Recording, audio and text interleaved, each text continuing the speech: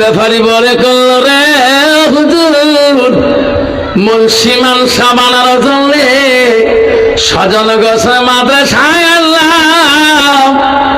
মাদ্রাসা হুজুরকে বললাম, হুজুর 4টা ছেলেকে মানুষ বানাইলাম, এই নাকি মানুষ বানাইতে পারলাম না, এনাও তো জীবন আছে, কিছু করে খাতে হবে।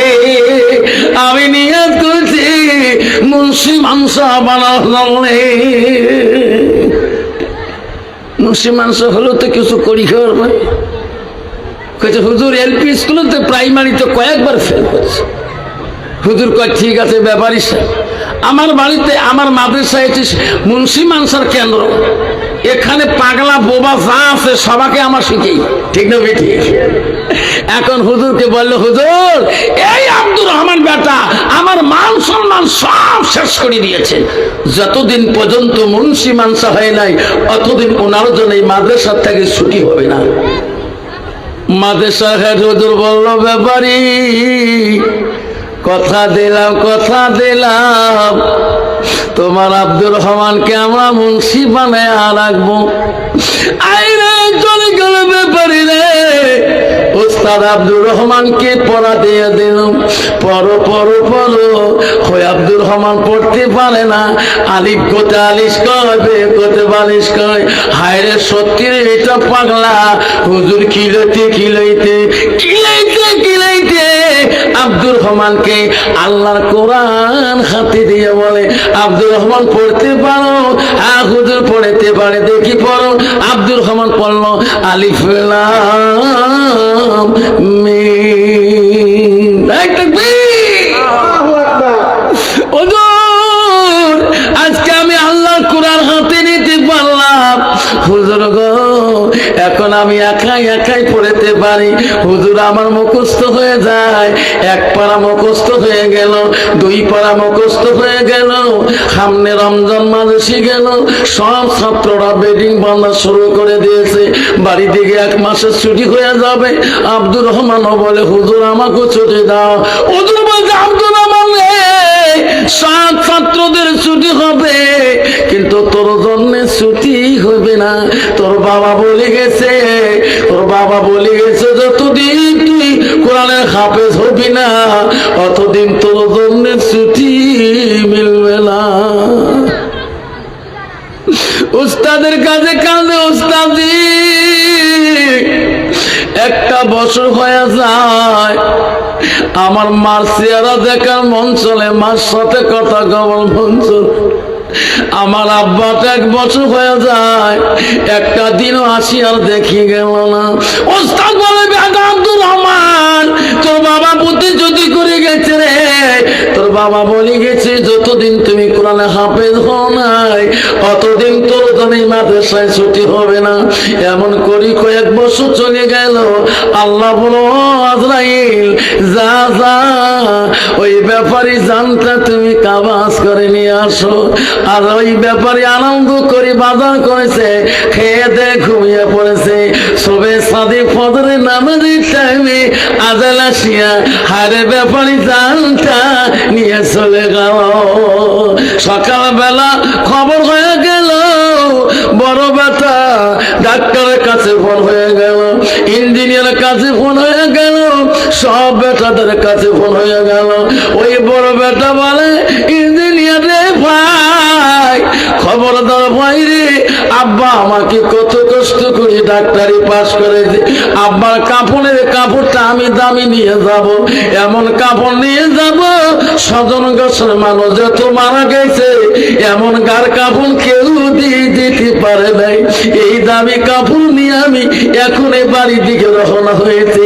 ইঞ্জিনিয়ার বলছে, ভাই রে আমি আব্বার জন্য এত সুন্দর গোলাপ জল নেব, এত সুগন্ধি হয়ে উঠবে, এমন স্বজন গাছের মানুষ কেউ মারা যাওয়ার সময় এমন এত গোলাপ কেউ ব্যবহার করে নাই।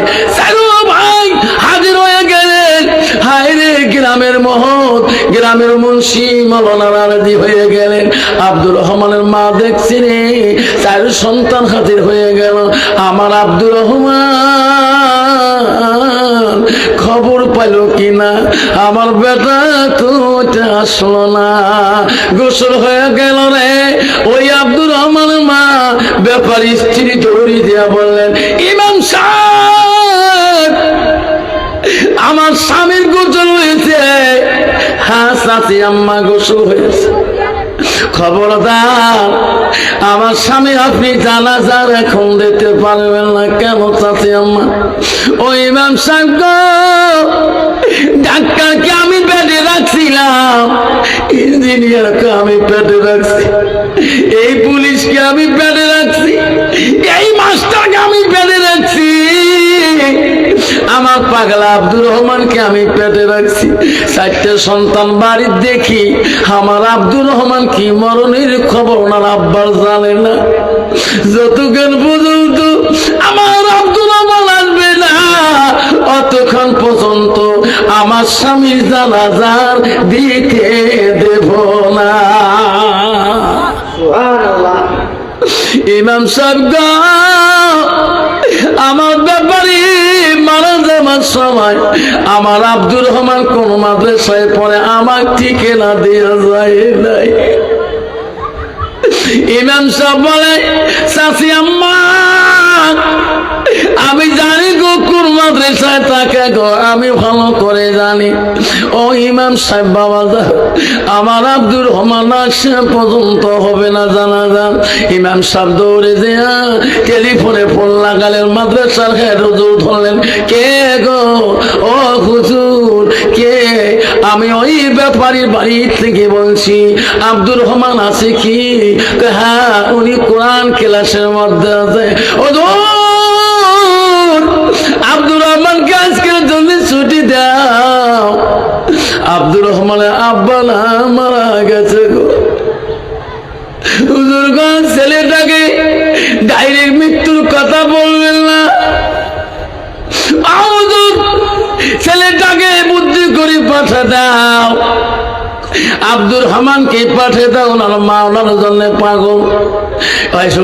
হুজুর মাদ্রাসার কোরআন ক্লাসের হুজুর হাফেজ সাহেবকে ডাক মারলো, ও হাফেজ জি, আব্দুর রহমান কোথায়? আমার কোরআন ক্লাসে আজই 15 পারা মুখস্থ চলছে। যেরকম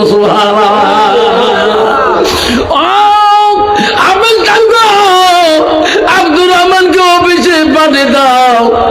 আব্দুর রহমান অফিসে আসলেন। কেন ওস্তাদ দিয়ে ডাকলেন? আব্দুর রহমান রে, তুমি কাপড় পরো, তোমার পরনের প্যান্ট পরো, পাঞ্জাবি ভালো গাদ দাও, আমি তোকে নিয়ে তোর বাড়িতে যাব।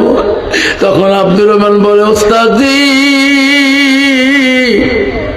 আপনার কাছে আমি কত দরখাস্ত দিছিলাম, একদিন আমার দরখাস্ত কবুল করেন নাই। আমার মাঝে মাঝে মার চেহারাটা দেখার মন চলে, মাক দেখার কত মন চলে। আজকে কেন গো আমাকে নিজে আমার বাড়ি নিয়ে যান? আমার মনে হয় আমার বাড়ির কোনো হয়েছে নাকি। ওস্তাদি বলে, আমার আব্বার কোনো হয়েছে নাকি, আমার মার কোনো হয়েছে। ওস্তাদি দেখলো রে, ছেলেটা এখন কান্দা শুরু করে দিল। এখন যদি মৃত্যুর কথা বলি রে, আরো বোধহয় কান্দি পাগল হয়ে যাবে। ওস্তাদ বলছে, বেটা আসো আমার বাইকে, আমার গাড়িতে উঠো। আবার বলে, হুজুর আপনি কেন বলেন না আমার বাড়ির কোনো হয়েছে নাকি? বেটা তুমি গাড়িতে উঠো। আব্দুর রহমান কান্দে রে, আমার উস্তাদ আমার নিজে কেন আজকে আমার বাড়ি দিকে নিয়ে যায়? মন কান্দতেছে রে। গাড়িতে গেতে গেতে বাড়ির কাছাকাছি যখন কাছে পৌঁছে গেলেন, দেখে রে কত মানুষ টুপি মাথায় দিয়ে যায়। উস্তাদ দেখি বলে, উস্তাদি আমার বাড়িতে এত মানুষ টুপি মাথায় দিয়ে কেন যায়? আমার বাড়ির কোনো হয়েছে নাকি? আব্দুর রহমান, তোর আব্বা না ছবি সাদেকে সময় মারা গেছে রে। তোর আব্বা জানাজা তোমার জন্য দেখিতেছে আব্দুর রহমান। আব্দুর রহমান গাড়িতে গেলামি লাভ দিয়ে বাড়ি দিকে দৌড়ে দৌড়ি দৌড়ি বাড়ির কাছে যায়। মা ঘরে দরজা তাকে দেখে এত মানুষ টুপি মাথায় দিয়ে দেখি রে আমার পাগলা আব্দুর রহমানকে কেন দেখি না। এমন সময় আব্দুর রহমান তার মা দেখলো ঘরের দরজায় দৌড়ি মার পায়ের মধ্যে পড়ে গেল। মা আমার আব্বা কোথায় গো, আমার সোনা আব্বুটা কোথায় গো। আব্দুর রহমানের কান্দন শুনে বলছে বেটা রে তোমার আব্বা জন্মের গোসল দিয়েছি রে, এই পৃথিবীতে আনা নাই। ওই দেখ বাড়ির ভিতরে দেখ ওই চকির উপরে মুসিরি তলে শুয়ে আছে। বেটা তোর আব্বা নাই, তোর আব্বা পৃথিবীতে নাই। আব্দুর রহমান দৌড়ি আব্বার গোসলের খাটের কাছে দেয়া দেখায় আব্বা আপনি একটা দিন আমার মাদ্রাসায় খবর নিলেন না গো। আব্বা ডাক্তারের প্রশংসা করেছিলেন, ইঞ্জিনিয়ার প্রশংসা করেছে, মাস্টারের প্রশংসা করেছেন, পুলিশের প্রশংসা করেছে, আমার প্রশংসা কোনদিন মানুষের কাছে করেন নাই। আব্বা গো আজকে আমি 15 পারা কোরআনে হাফেজ হয়ে আসিলাম, আমার কোরআন পড়া কি তুমি শুনবা না? আব্দুর রহমান কাঁদতেছে, বাবা কাঁদতে বলছে আব্বা আজকে আমি এই কোরআন কাকে পড়ে শোনাবো? শোনেন আব্বা শোনেন। আব্বা তো শোনে না।